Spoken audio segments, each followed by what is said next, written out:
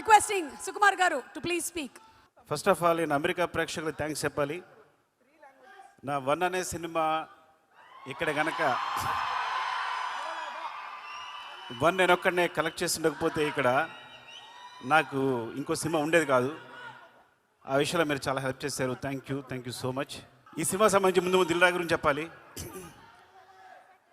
నాతో మొట్టమొదటి సినిమా తీయడానికి ఇప్పుడంటే డైరెక్టర్స్ అందరికీ చాలా అవకాశాలు వస్తున్నాయి.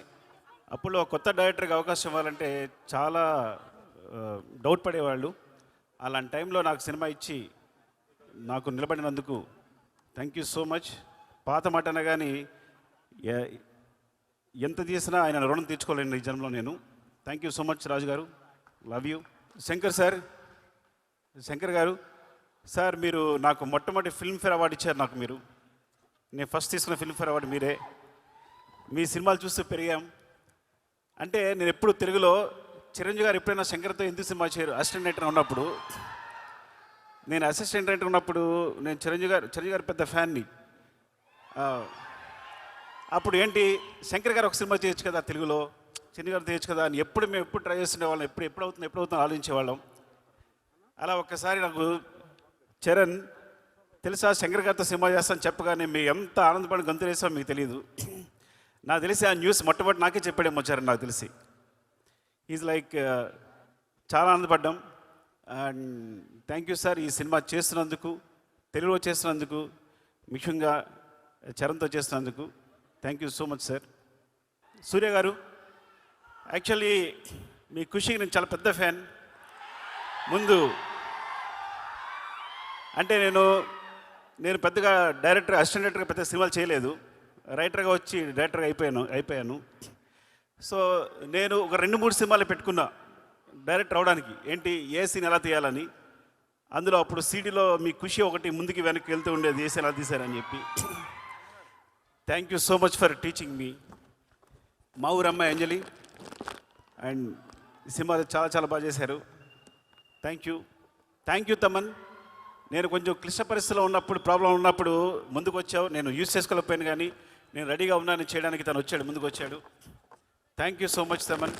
అండ్ ఇంత మంచి మ్యూజిక్ ఇచ్చినందుకు, ఇంత మంచి సాంగ్స్ ఇచ్చినందుకు గేమ్ చేంజర్కి.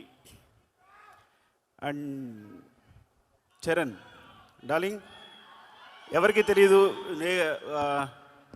నేను ప్రతి హీరోని సినిమా చేసినప్పుడు చాలా ప్రేమిస్తాను. ఆ సినిమా చేస్తాను బికాస్ ఒక సినిమా చేసినప్పుడు మా అనుబంధం 1 year 2 years ఉంటుంది. నాతో సినిమా చేసినప్పుడు 2-3 years ఉంటుంది. కానీ ఎప్పుడు సినిమా అయిపోయినా నేను ఎవరితోనూ కనెక్ట్ అయి ఉండను. రంగస్థలం అయిపోయినా కూడా ఆ అనుబంధం అలాగే కొనసాగిన ఒకే ఒక hero Charan. He's my brother. I love him more than anything. ఆ విషయం ఎప్పుడు మేము కాపాడుకుని వచ్చా కానీ I'm telling the stage. Actually నాకు చాలా చాలా ఇష్టం. మేము ఎప్పుడు కలుస్తూనే ఉంటాం, మాట్లాడుకుంటూ ఉంటాం, ప్రతిదీ డిస్కస్ చేస్తూనే ఉంటాం. అన్నిటికన్నా ఇంపార్టెంట్, మీకు ఒక రహస్యం చెప్పాలి. చిరంజీవి సార్తో కలిసి నేను ఈ సినిమా చూశాను, game changer. So first review నేనే ఇస్తాను మీకు. ఫస్ట్ హాఫ్ ఆసమ్,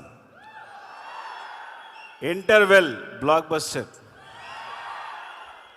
మీరు నమ్మండి. సెకండ్ హాఫ్లో ఫ్లాష్ బ్యాక్ ఎపిసోడ్ చూస్తే గూస్ బంప్స్, ఫినామినల్. నేను మళ్ళీ శంకర్ గారి సినిమాలు జెంటిల్మెన్, భారతీయుడు చూసి ఎంత ఎంజాయ్ చేశానో అంత ఎంజాయ్ చేశాను సినిమాని. రంగస్థలం సినిమాకి నేను కంపల్సరీ నేషనల్ అవార్డు వస్తాను, వస్తుంది అనుకున్నాను చరణ్కి. అండ్ అందరూ ఎక్స్పెక్ట్ చేసాం. సో బట్ ఈ సినిమా క్లైమాక్స్, తన ఎమోషన్ చూసినప్పుడు నాకు మళ్ళీ అదే ఫీలింగ్ కలిగింది. యాక్చువల్లీ మోర్ దెన్ తను ఎంత బాగా చేశాడు అంటే definitely he will get the national award for this performance క్లైమాక్స్కి.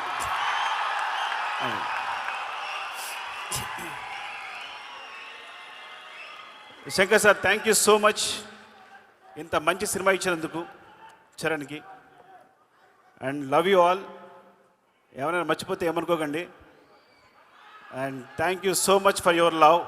Thank you so much. Love you.